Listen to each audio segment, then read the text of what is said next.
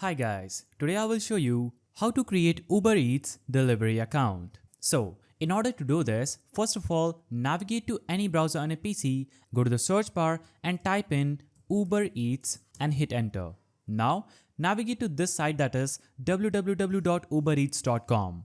Uber Eats food and grocery delivery. Now when you click on that link, you will see this page. On this page, you'll have to scroll down and you will get three options: feed your employees, your restaurant delivered, and deliver with Uber Eats. So click on this deliver with Uber Eats option. Now this is going to take you to this page where you can sign in if you already have an account. If you want to sign up, select sign up to deliver button. Now you will see this page where you will have to enter your phone number or your email ID. So enter your phone number or email or click on continue with Google or Apple. So choose your desired way to sign in and click on get started. Now choose where would you like to earn, and you can also enter a referral code that is optional.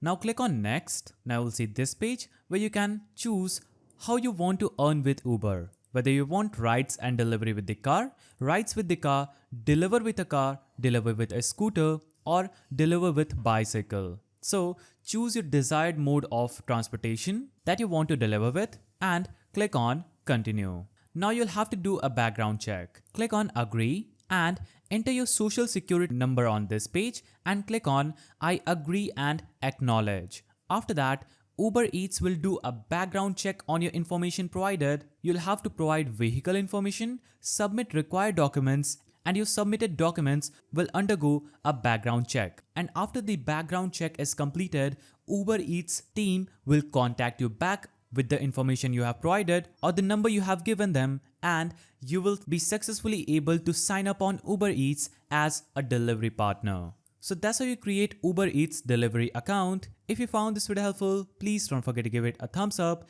and thanks for watching.